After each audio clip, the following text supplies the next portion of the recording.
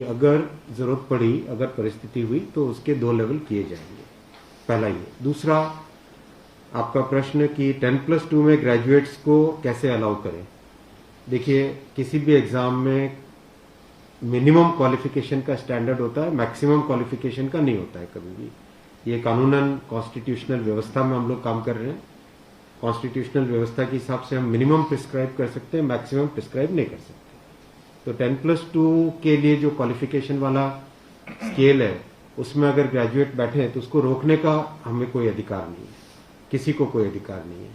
अगर कोई नया इसके बारे में कोई नया न्यायपालिका की तरफ से कोई चीज आती तो अलग बात है, लेकिन हमारे पास कोई अधिकार नहीं है इसका। दूसरा विषय था ये। तीसरा विषय आपने रखा समय का। देखिए, शुरू में इसके लिए जो इस एग्जाम को कंडक्ट करने के लिए एप्लीकेशंस आई, दोनों के दोनों एग्जाम्स में 1 करोड़ से ज्यादा एप्लीकेशंस आई। 1 करोड़ से एप्लीकेशन ज्यादा आई तो जो एग्जामिनेशन कंडक्ट करने के लिए एजेंसी हमको हायर करनी थी, उसको हायर करने में टाइम लगा, 6 महीने से ज्यादा लगा। नेचुरली इतनी बड़ी संख्या में अगर एग्जाम करना है देश में, तो अपने आप में वो एक बहुत बड़ा challenge. It's a Himalayan task, it's a huge task, it's a very very big challenging task. तो एजेंसी को सेलेक्ट किया गया, सेलेक्ट करते करते कोरोना आ गया। कोरोना के फेज में देरी हुई, लेकिन फिर भी डिस्पाइट कोरोना तुरंत दिसंबर 2020 में एग्जाम की प्रोसेस चालू हुई। एग्जाम की प्रोसेस चालू हुई और despite second wave of corona फिर भी एग्जाम किया गया with all the precautions, all the safety things करके इसको लाए। जो दूसरा वाला ग्रुप बी का एग्जाम है, उसमें कैट में चले गए थे बच्चे, क्योंकि करीब 5 लाख के आसपास एप्लीकेशंस ऐसी थी जिसमें फोटोग्राफ प्रॉपरली मैच नहीं हो रहा था। तो नेचुरली अगर एप्लीकेशन में फोटोग्राफ मैच नहीं हो तो उसको आप एग्जाम में कैसे लोगे, तो वो विषय आया था। तो उस विषय के कारण लोग कैट में गए थे। एडमिनिस्ट्रेटिव ट्रिब्यूनल ने जैसे ही उसका समाधान किया, फैसला किया, उसके फैसले के तुरंत बाद में हम लोगों ने एग्जाम के प्रोसेस को आगे किया, कोई उसमें देरी नहीं की। और हमारा, देखिए, हमारी सरकार, प्रधानमंत्री श्री नरेंद्र मोदी जी का इंटेंट हमेशा है कि मैक्सिमाइज करना है रोजगार को। इसीलिए आप देखिए, इतनी बड़ी संख्या में, यानी रेलवे में 1,40,000 टोटल, 1,05,000 ग्रुप डी की कैटेगरी में, लेवल 1 की कैटेगरी में, और लेवल 2 से लेवल 6 की कैटेगरी में 35,000 कैंडिडेट्स वैकेंसीज। 1,40,000 की वैकेंसीज लाना कोई छोटी बात नहीं है, बहुत बड़ी बात है। फिर आपका चौथा पॉइंट आप देखिए, ज्यादा से ज्यादा कैंडिडेट्स को फर्स्ट स्टेज से सेकंड स्टेज में जाने का मौका मिले, इसके लिए 2015 तक हमेशा प्रिलिमिनरी एग्जाम जो होता था, फर्स्ट स्टेज होता था, उससे 10 गुना लिए जाते थे, केवल 10 गुना लिए जाते थे। 2015 के बाद में पहले ही संख्या बढ़ा के 15 गुना कर दी गई, जिससे कि ज्यादा से ज्यादा कैंडिडेट्स को मेन एग्जाम के लिए जाने का मौका मिले। और 2019 में इस संख्या को 20 गुना किया गया, ताकि ज्यादा से ज्यादा लोगों को अवसर मिले, ज्यादा से ज्यादा लोग, क्योंकि फर्स्ट स्टेज जो प्रिलिमिनरी एग्जाम इतना बड़ा नंबर है कि उस नंबर में हो सकता है कुछ बाय चांस उस दिन तबीयत ठीक नहीं हो, कोई दूसरा कारण हो, समय पे पहुंच नहीं पाए, कोई भी कारण से मिस कर गया, तो मैक्सिमम लोगों को हमें चांस देने का इंटेंट है। इसी इंटेंट के कारण 20 गुना किया गया। जो 10 गुना था 2015 से पहले, उसको 20 गुना किया गया 2019 में। तो ये प्रो स्टूडेंट्स, प्रो कैंडिडेट्स वाली अप्रोच है हमारी, और हमारी इंटेंट एकदम नेक नियति से काम कर रहे हैं, सच्चाई से काम कर रहे हैं। देखिए, कोई भी कहीं भी एक भी जगह से कहीं कोई पेपर लीक होने की बात नहीं है, कहीं पे कोई एग्जाम के मैनिपुलेशन की बात नहीं है। जो आज सिर्फ मुद्दा है, मुद्दा सिर्फ इतना है कि शॉर्टलिस्ट कैंडिडेट्स कितने किए जाए, यही मुद्दा है। इस मुद्दे को सॉल्व करेंगे, इसको भी हम बहुत सेंसिटिवली सॉल्व करेंगे। हमारे लिए छात्र हमारे साथी हैं, हमारे भाई हैं, हमारी ही बहनें हैं जो एग्जाम दे रहे हैं, तो हमारे लिए बहुत इंपॉर्टेंट है, हम इसको बहुत सेंसिटिवली। सर, एक तस्वीर और दिखाई पड़ी, बच्चों पर लाठीचार्ज। कल रात को आपने देखा, अगर तस्वीरें दिखाई हो हॉस्टल में, मैं आपको इतना बताना चाहूंगा कि जो लोग किसी भी अपनी खुद की संपत्ति को अगर जलाते हैं, खुद की संपत्ति पे अगर अटैक करते हैं, उसको डिस्ट्रॉय करने की कोशिश करते हैं, तो उसमें जो प्रक्रिया पुलिस की होती है वो होनी, अगर हुई है मेरी बात आप इसमें स्पष्ट रखिए कि मैं छात्रों को कह रहा हूं कि आपकी संपत्ति है, आप अपनी संपत्ति को जलाने के लिए क्यों बाहर निकले।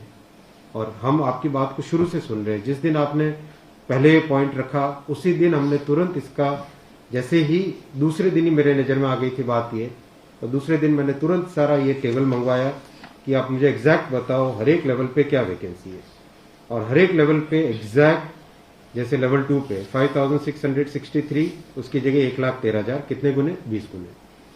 लेवल 3 पे 4,940, उसके अगेंस्ट कितने शॉर्टलिस्टेड? 98,833, 20 गुने।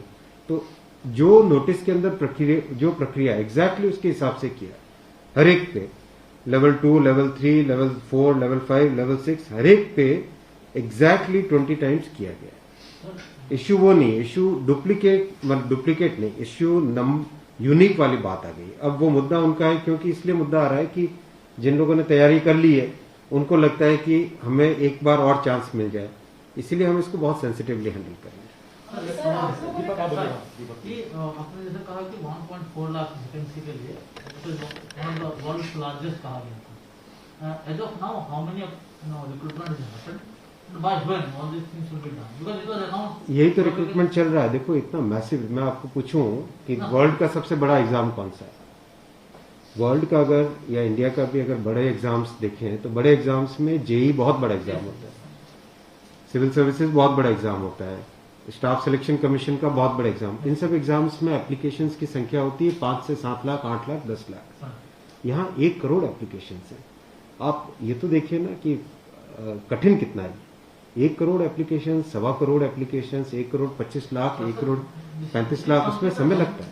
But this is something government was aware in a country where there is so much of unemployment, and there will be vacancy like this. तो इसीलिए तो टाइम तो इतना लगेगा ही। अगर आपको इस एग्जाम को ढंग से करना है इतना टाइम लगेगा, चाहे कोई करे। सर कल कमेटी की बात हो गई थी और उसके बाद भी आज देखा कि गया से आगजनी की तस्वीरें आ रही हैं। क्या ये कन्वे नहीं हो पा रहा है? कहाँ पर ये लैक ऑफ कम्युनिकेशन आपको लग रहा है, या मैटर पॉलिटिसाइज हो चुका है? नहीं, कुछ लोग इसका गलत फायदा उठा रहे हैं, और मैं उनसे भी निवेदन करूंगा कि छात्रों को भ्रमित न करें, कोई गलत इसका उपयोग न करें। ये छात्रों का मामला है, ये देश का मामला है, इसको हमें सेंसिटिवली हैंडल करना चाहिए और इसमें हर तरीके से संवेदनशीलता के साथ इस मामले को लेना चाहिए। सर कुछ छात्रों को ऊपर FIR भी दर्ज हुई है, कुछ पुलिस के स्टडी में भी अभी के समय में है, ऐसी खबरें आ रही हैं। आप खबरों की जांच करिए। देखो जो पुलिस की प्रक्रिया है वो अलग चीज है। मैं अभी मुद्दा है जो उस मुद्दे को कैसे सॉल्व करें उस पर सोचना चाहिए, हमें फॉरवर्ड लुकिंग होना पड़ेगा। आप बोलिए प्लीज। सर मेरा एक सवाल है कि जिन जिन राज्यों में हिंसा की खबरें या फिर जो रेल रोकने का जो मूवमेंट चल रहा है, ट्रैक पे स्टूडेंट बैठे हैं, क्या उन राज्यों के मुख्यमंत्री से आपकी बात हुई है और क्या कुछ आप लोग की संदर्भ में की? बिल्कुल, सब जगह लॉ एंड ऑर्डर स्टेट का जो रोल होता है, राज्यों के मुख्यमंत्रियों ने भी बहुत संवेदनशीलता के साथ काम किया है और हम भी कॉन्स्टेंटली टच में हैं, कंटिन्यूसली टच में हैं। और कैंडिडेट्स को कि आप प्लीज अपनी ग्रीवेंसेस को, अपने पॉइंट को, अपने कंसर्न को, अपने विषय को, अपने मुद्दे को फॉर्मली रखिए। हम इसको एकदम संवेदनशीलता के साथ टैकल करेंगे। सर कमेटी बन गया है, तो जिन लोगों ने जैसे कल का नोटिस आया था they will be debarred from future exam, will that also be considered because they did not know that this is going to happen? नहीं, देखो कमेटी एक बहुत ही सीनियर ऑफिसर्स की है और ये कमेटी हर चीज को, जितने भी मुद्दे इसमें आएंगे और हर एक मुद्दे को जल्दी से जल्दी, इसमें कमेटी का टाइम लिमिट भी दिया। कितना टाइम दिया हमने? टाइम लिमिट टोटल 4 मार्च तक का चाहिए। तो जो कमेटी की रिपोर्ट आने का क्या, 4 मार्च, मतलब जल्दी से जल्दी हमारा एम है कि इस मुद्दे को बिल्कुल भी डिले न करके जल्दी से जल्दी सॉल्व करें।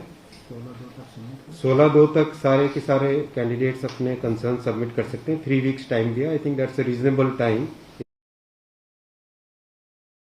इससे ज्यादा से भी पहले अगर हो जाए, डिपेंड करेगा कि कितने रिप्रेजेंटेशंस आते हैं, और मोटे मोटे मुद्दे तो अभी आ चुके हैं पब्लिक में सबके, इसलिए मुझे नहीं लगता है कि इसमें बहुत ज्यादा टाइम लगेगा। एक और आप कह रहे हैं कि जो मुद्दे हैं वो आपकी नॉलेज में आ गया है, मोटा मोटी भी सही आ गया है। दूसरी ओर ये कि जो आपके पैरामीटर्स था उस पर सब कुछ सही तरीके से लिया गया है, उसी तरह से शॉर्ट लिस्ट किया गया है।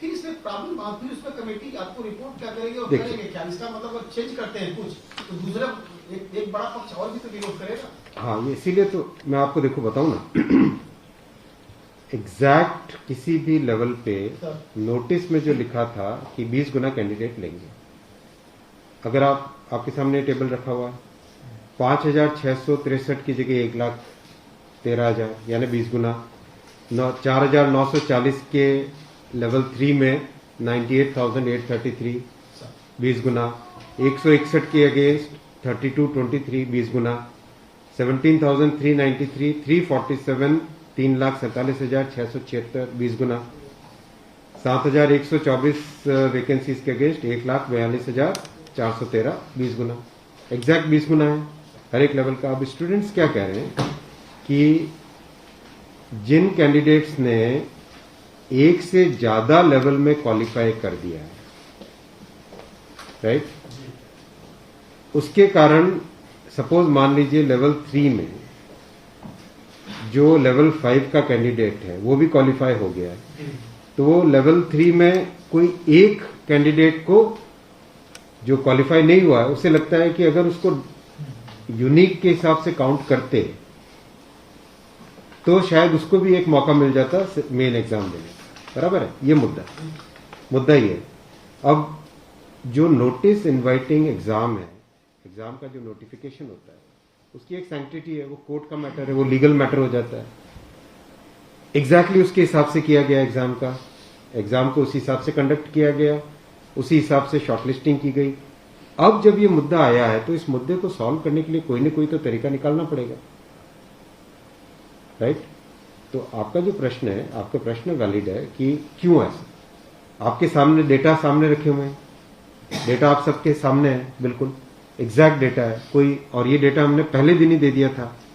जो टर्म कंडीशंस ऑलरेडी जब पब्लिसाइज किया जाता है, पूरी पोस्ट होती है तो उसके लिए टर्म कंडीशंस ऑलरेडी पहले से घोषित होता है, तो उसके आधार पर ही ये सब कुछ किया गया होगा। हाँ बिल्कुल। फिर ये कमेटी या आपको कुछ रास्ता अब नहीं दिख रहा है क्या? ये जो कमेटी रिपोर्ट देगी क्या उसके अगेंस्ट देगी जो आपके टर्म कंडीशंस पहले वाले थे?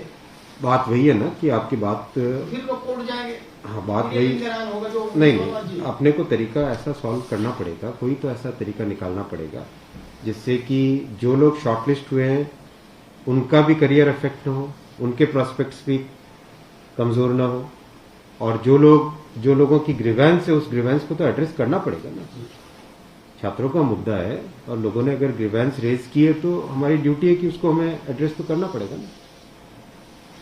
लेकिन आप देख रहे हैं आपके सामने ये टेबल है, एग्जैक्ट हर एक लेवल पे 20 टाइम्स है एग्जैक्ट। ये आप टेबल आप सब लोग देख लीजिए। और ये हमने जैसे ही शॉर्टलिस्टिंग हुई, कुछ लोगों ने मुद्दा उठाया, तुरंत मैंने आरआरबीज को क्लियर बोला था कि ये एग्जाम हमारी तरफ से एकदम ट्रांसपेरेंटली होना चाहिए और हर जगह एग्जैक्ट ये सब नंबर्स रखे गए। एक सवाल अगर आपकी अनुमति हो सर। धन्यवाद। Thank you so much.